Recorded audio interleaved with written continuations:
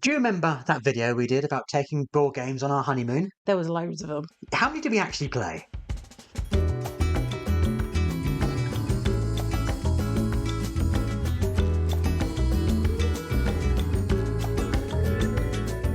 Hi, I'm Libby, this is Julian, and together we are Boxed Meeples, and we did a video recently with loads and loads of games that we thought we could sort of rush and dull pack inside each other so that we could take the maximum away with us on our honeymoon. And I think we got to about 30. there was a lot of games. Yeah. It was a lot of weight in the luggage. We hadn't factored that in. Yeah, so we were so keen to compress things and we hadn't realised that particularly card games have a bit of heft to them. They do. I mean, but we did manage to take them all. We did. But I think we were probably being slightly ambitious. Yeah. But we have managed to play a lot We of did. games, so maybe it wasn't too bad. We did. Yeah, I think we played a respectable amount of games. We're going to go through those. Yeah, and not just the ones that we said that we were going to take. No, we ended up playing even more We games. really did. So do you want to kick us off then? Sure. We got to the airport and we played the game that we had sort of printed as part of the favours of our weddings with a special back that had been approved by ButtonShy, by Elizabeth Hardgrave, and that is Tussie, Mussie. And so several of the guests around the tables, we had a variety of different favours, and those that are particularly interested in board games had our wedding version of Tussie Mussie, some with the expansion, some without, depending on how keen they were actually going to play it. Yeah. And we obviously kept ourselves a copy for a sort of memento of the day and thought, oh, we should definitely take that one and play that. So, I mean, if you don't know Tussie Mussie, you're showing one card, leaving the other one secret, trying to play mind games with each other whilst gifting flowers. So it's quite a nice theme, sort of wedding love appropriate, we thought, but it definitely works quite well at a two-player kind of. At two, because then you have this case of almost you don't reshuffle the cards when you've got all the expansions in as well. So then it becomes a kind of memory game as well, on top of all the other kind of mind games. We talked about it quite a bit. Are you putting it face down because you know that I want it? Are you putting it face down because it's rubbish and you want me to take it? I mean, you just never know from round to round. So we of course we were going to play that on our honeymoon. In fact, it was the first game, obviously, that we played. Yes, we played it a couple of times. We also played a classic travel game for us of recent times, Sea, Salt and Paper, which we've spoken about quite a bit in some other. Yeah, it's been a favourite of ours kind of this whole year. We if on a beach, we're going to play Sea, Salt and Paper. Yeah, I mean, a coffee table in a little bar or anything, it's so perfect for travel because it's such a small little size. And we do have the extra salt expansion for that as well, which does add that little bit extra variety and options in terms of what you're pairing up.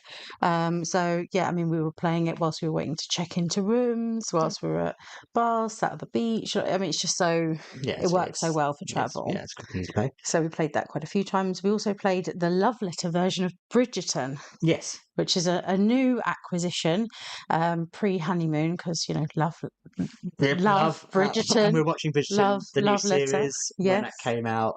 I think we went on our honeymoon in the kind of gap between the two halves of the new Bridgerton series. It's like we were very Bridgerton place. I think it works okay at 2 players. I prefer a bigger player count. I think it works okay too. Yeah. And we do have the Star Wars Jabba's Palace version as well, which is quite nice. I think there's so many versions of Love Letter that there's bound to be one that would suit. And I think it's just a classic, easy to play. Yeah. Again, it's not many cards. It's quite easy to travel with. So it was the one thing I had. We were playing that, and I could see kind of around the bar we were in at the time. So many couples and families playing Uno, and it was just like there's so many better games, and they were having fun, admittedly. Yeah, and there's nothing wrong with a bit of family game of Uno. But it's just there was no variety out there. It seems like people that don't game don't realise that there's a lot of other options. Let's play some Uno. And similarly, both the hotels we stayed in have kind of a board game library, but the library was limited to, the obvious, your Scrabbles. You got a bit of Cluedo maybe in there. We're kind of tempted to leave some games just to kind of enrich their collection, but the way we'd pack them would have meant that would be impossible. But yeah, it was nice that people perhaps were noticing us playing a more interesting game and thought, well, maybe let's explore a bit more. And it's nice that quite a few of these games that we've taken, you can play on quite small little tables. I think sometimes when you're away, especially if you're in the bars in the evening and things, you do get quite a small round table. So playing some of the games that take a little bit more space can be a bit trickier, but some of these smaller card games you can have a small footprint, and so it makes them quite playable, which is cool. We went to a board game shop. Yes. Of course we did, because we're in Mauritius. Why wouldn't we go and hunt out another board game shop and go say hi, make some new friends? So we contracted beforehand and said we were actually going to meet up with a whole group of people. We couldn't make the dates work, but the people I was speaking to said, "Well, come down to our shop," and we did. We went trek down this kind of slightly off the beaten track road. I don't think we went the most direct way to get there, trusting Google Maps, which was questionable in Mauritius. But we met such a lovely couple, and we had a kind of a morning or it's an afternoon really of playing lots of games. Yeah, we did. And those games included Knarr, which had been on my radar for ages, but it was out of stock. I tried to get it to take away with us, but it was out of stock. Yeah. And they were also out of stock, but they had the demo copy. So that was super helpful. We managed to get taught it and know that I definitely did want it. And then it was back in stock by the time we got back. So now we have a copy. Oh, here it is. There it is, right there. Yeah. I really enjoyed that. I loved what it was doing with the cards and how you're trying to sort of either get more things in the same color group. So when you play that color, you're getting lots of different things, or you're trying to get enough of the different things to fulfill one of the cards that you can add to your sort of home base, which then means when you sort of trade them in for goods, then you can get extra points, extra different abilities, and some of those cards are then also giving you end game scoring. It's quite a slow build and a big rush at the end, which I do enjoy. Yeah, those kind of games. because you can recruit, and then that will start getting you points at the beginning of your term every single round. So that can be quite an interesting way to end up catching up all at the end. All of a sudden, you're getting 3 points a go before you even start your turn. Amazing. We also played Sea Salt and Paper with them as well. We did, yeah. Like I said, we played it a lot. Yeah. And Elawa, a new one that I fell in love with, and we ended up buying that there. So it's now one of our sort of honeymoon purchase games. And that's another small box game. It was actually my game of the month. So if you haven't seen that, check that out. We were just having a conversation about favourite games, and that got bought up. So we bought it up. Well, they ended up teaching us that one as well. And that really nice way that the resources work in that one, and the different cards that you're kind of trying to get into a bit of a tableau, get them all to work together. You're either paying a lot of resources to get high point cards out, or you might pay for less for them, but you're needing to extra work with them. You're needing to cash in resources onto the cards, or you're needing to gain more cards of similar types so that you can mix it all together. I was really enjoyed that game. I did feel very fortunate that our hobby is so inclusive and kind of that we weren't, part of the couple didn't speak English particularly well. Obviously, our French was remedial at best. Yes, and much better than our French was the English. We were still able to play games with them, and it's great. The hobby does allow that. You just meet people with a shared passion, and you can just kind of communicate through the games. It was really lovely to go there. It's really interesting to look around the shop and see games we know with French covers or different covers. So it was fun seeing those.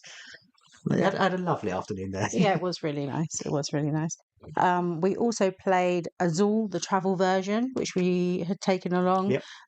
We have the bigger box of the Summer Pavilion, but we didn't have the normal Azul until we brought that one. Played it a lot, especially on BGA, but that worked really well for travel, actually. I liked that the components sort of click in nicely. So would recommend that for going away. And I do know that some shops have got pre-orders on the Summer Pavilion version. It'd be interesting to I'll be see. tempted to get the travel version of the Summer Pavilion as well, because it is my favourite of the Azuls. And yeah, it works so well, this travel version, without sacrificing any of the gameplay. It's not even fiddly. You think with placing smaller tiles, only marginally smaller. Yeah, I thought it was great. Yeah. That was good. We played Aqualin, one of the 2-player games from the Kosmos line. So you're trying to either be the colour of sea animal, or you're the type of sea animal, and you're trying to sort of position them together in groups. And on your turn, you can move a tile before you have to place your tile. So it can be quite an aggressive kind of blocking of each other, or trying to group things together. And it was nice to play that. We'd done a lot of snorkeling and some diving on holiday. We'd seen lots of fish, so an aquatic based game was a good choice. Yeah, it's got fish and jellyfish and starfish and loads of bits like that on there. So that it felt thematic. Of course, we played Boop. We did play Boop. Technically Boo. Yeah, so we took I prefer the original. We took the expansion one, but I still just played I prefer the original rules. Still very much looking forward to Boop the Halls. Yes. Yes. We've talked so much about Boop. I kind of love Boop. So. And that's a good one to travel with, especially in a 2. Obviously, it's a 2-player game, although we have been known to do Boop tournaments. You played quite a few ButtonShy games. Yep. So you've played the Royal Limited a number of times from the look of this beachy place, but I do know somewhere up here the last Lighthouse is also here. So I enjoyed the last Lighthouse. It took me a while to kind of get my head around that one. It didn't click as immediately as some of the other ButtonShy games do. But you're basically fighting off nightmares with traps to protect your lighthouse, and it's just, I don't know, maybe it's a terminology that just didn't gel, or I just found it quite hard to kind of understand how to play it. And once I did, it was great. I love the art. It's kind of got these black and white cards which look like these terrifying nightmares, and it is very stylized, I think, more so than many of the other ButtonShy games.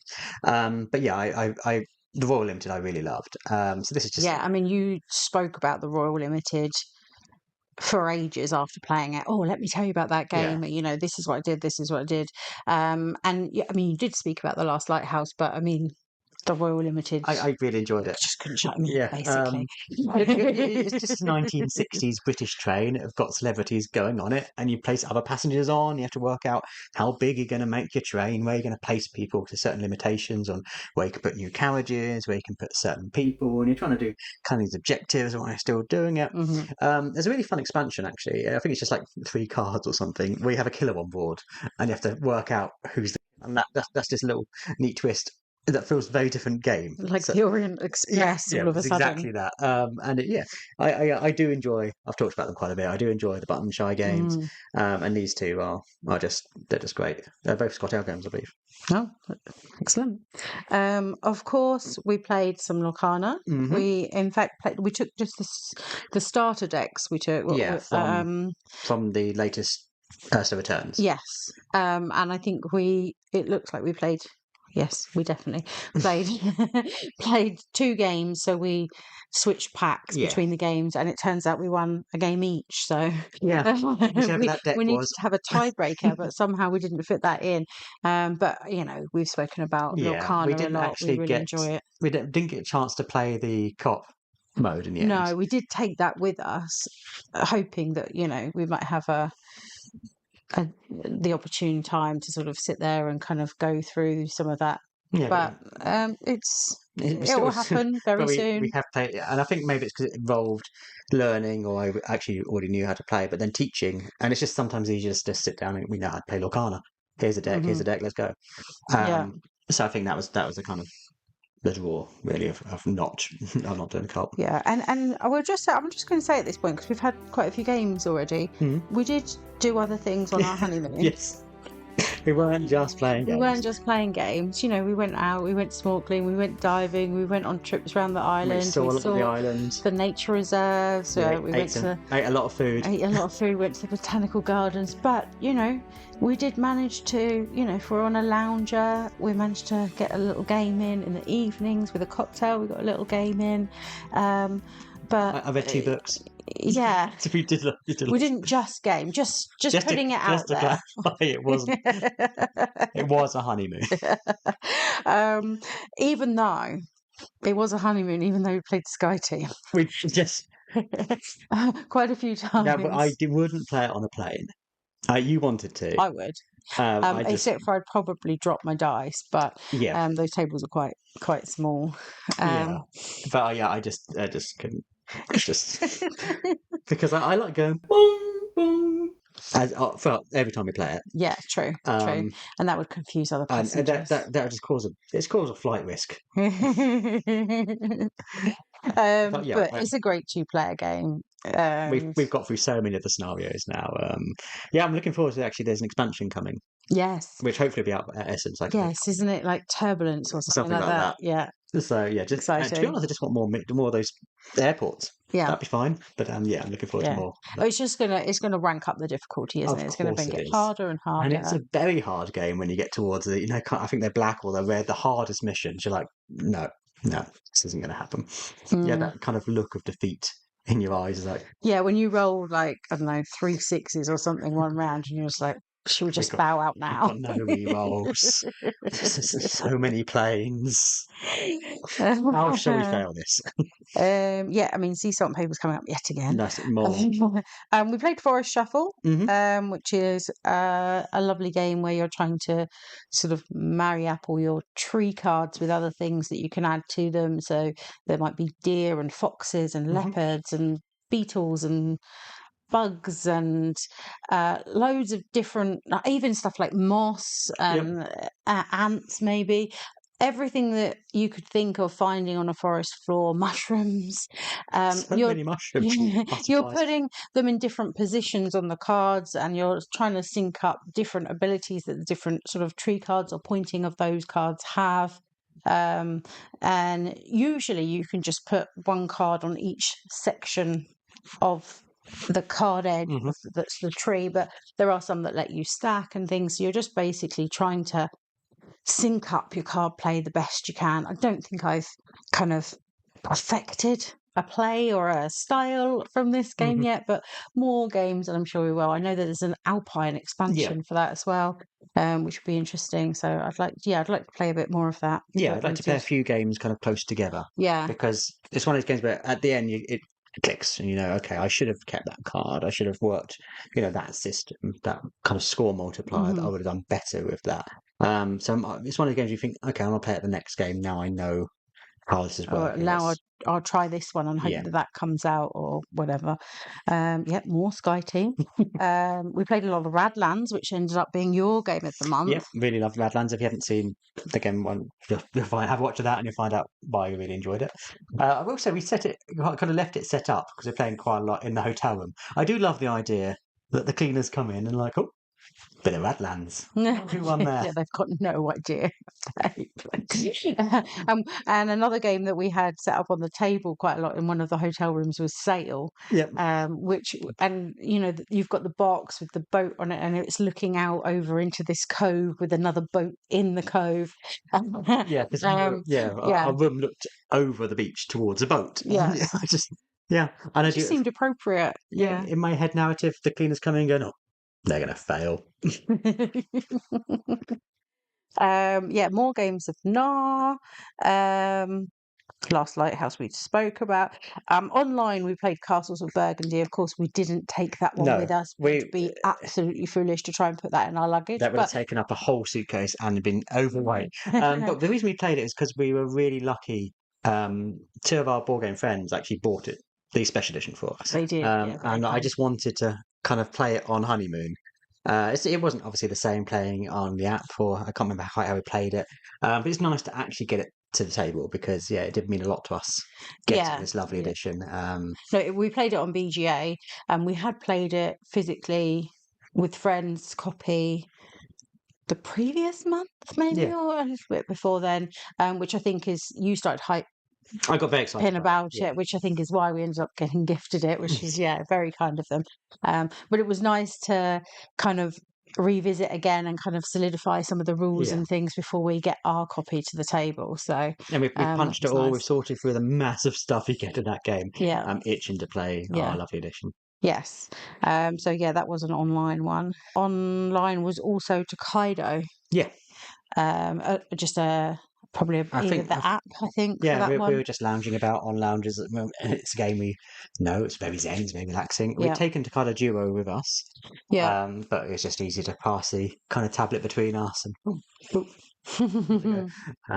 games like that we know really well, just fun to play. We played Boomerang. We have the USA version, which I mean we love the Boomerang game. So we played it a few times. We played it in a bar, and then we played it later on as well. It just doesn't seem to gel with you. I don't know why. I feel no. You had a lot of luck. You had everything that you needed to fill up your routes in the second hand of cards. Yeah.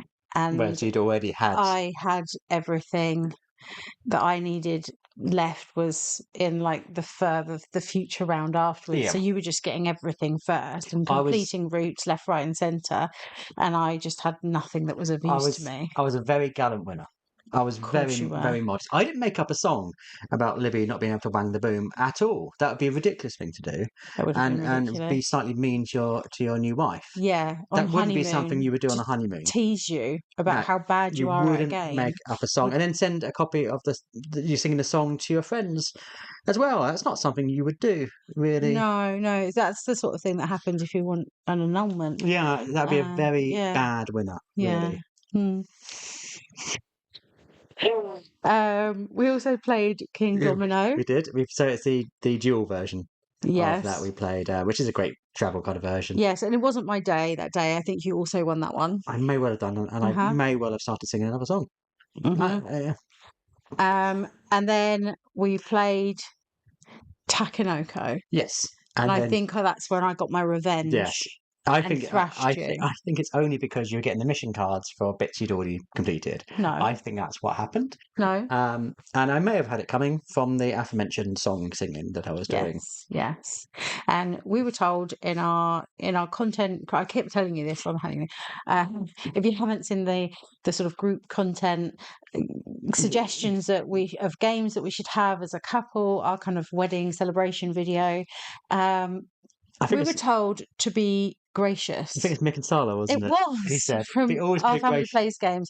Be gracious, don't boast, All went in. It didn't all go went in style. I was listening to every word you said. All went in beautifully. Yeah.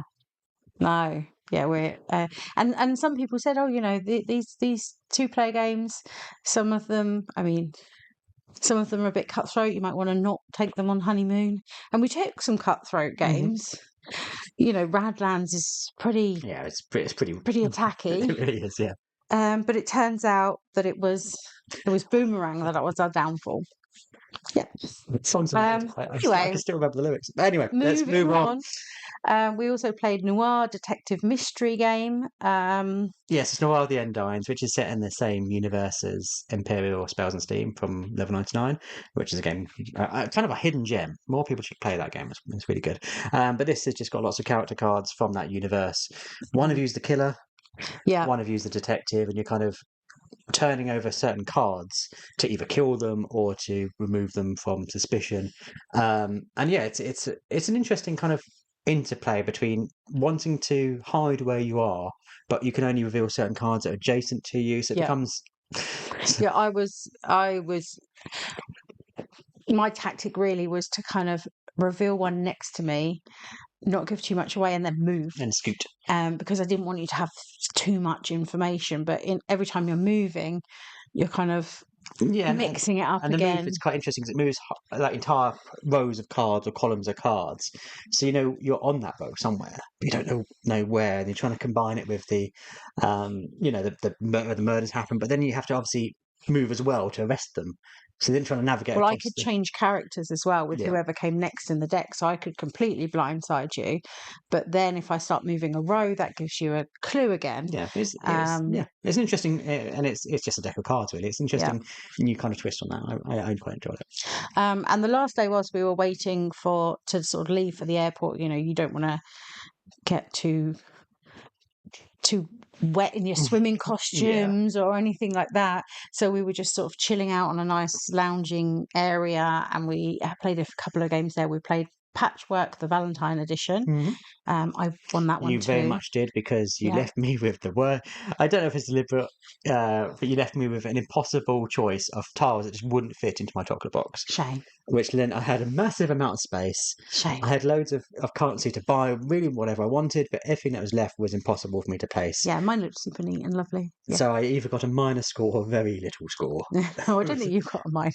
It was terrible. But yeah, it's down to that kind of last play. It all fell apart. But I was still sort of reveling in the return of my gameplay. So yeah. And for certain games we started but haven't finished. So we played Gloom City Files. We played the first chapter, and with those adventure games, there's sort of 3 chapters to play. Yeah, so it took about an hour and a half one evening to play it. We kind of use the save system where you can record where you are. It's an interesting one, because I do like those adventure games. I do love the puzzles in them, and the puzzles in this are good.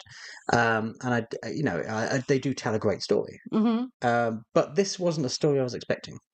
No, I think that we both assumed it was going to be very sort of LA noir, like the kind of place that you would find detective and some of those sorts of games, very sort of old Hollywood period, that kind of thing. I wanted to be in a sleuthing hat. Yeah. Whereas this is actually more of a more Batman, like Gotham City styling. We're in the sort of mental asylum. It feels very much like, we're searching for Arkham Asylum. It feels, we're hunting a killer there, or finding evidence of the victims and stuff like that, and working out who it might be, which wasn't it's enjoyable, and it's a very adult. Of all the adventure games we played, this was the most adult. Yeah, they do have different age ranges on them. So I think if you're quite intense, player, some of the bits in this were very. Oh my, that's happening, is it? Yeah, and I think ones like the Volcanic Island, I think that's aimed at a much younger age group. And who knows where the next 2 chapters of this one will take us? Maybe it might take us through to what we were expecting a little bit more. But yeah, this is definitely more Arkham Asylum-y than we had assumed. Yeah, and it was enjoyable. I'm looking forward to finishing it. But yeah, we haven't finished that yet. Of course, lastly, we played Tides, which was the ButtonShy game that we first played as soon as we got engaged in LA, where we went to the beach that day. We ended up playing Tides on the beach, so it seemed appropriate that on our honeymoon we should also be playing Tides near the sea. So we made sure that we fitted that one in. So that's everything that we played, I think. It was quite a lot of games. It was a lot of games on honeymoon. And so I know people have said, how many have you played of the 30? You've taken too many. We probably did. But it was nice to have the selection. And we came back with more than we left. Quite a range of games. And if you want to buy any of these games that we've talked about, good place is your friendly local game store. And for us, that is, of course, Chaos Cards, which have a great website. They do indeed. And as usual, we have a discount code in our description. So if you want to shop online with them and save yourself a couple of pennies, then do use that code. Make sure you're using the most up-to-date one. And check the latest video if this isn't. If it says it's not valid, check the latest video, because we do kind of refresh that. So if you have used it in the past, you'll be able to use a new one and get, because they're one-time use. If you're new to us, please subscribe. It really helps us out. It really does. Like, comment, all of that jazz. The YouTube things. You know the stuff. But as always, thanks so much for watching. Bye.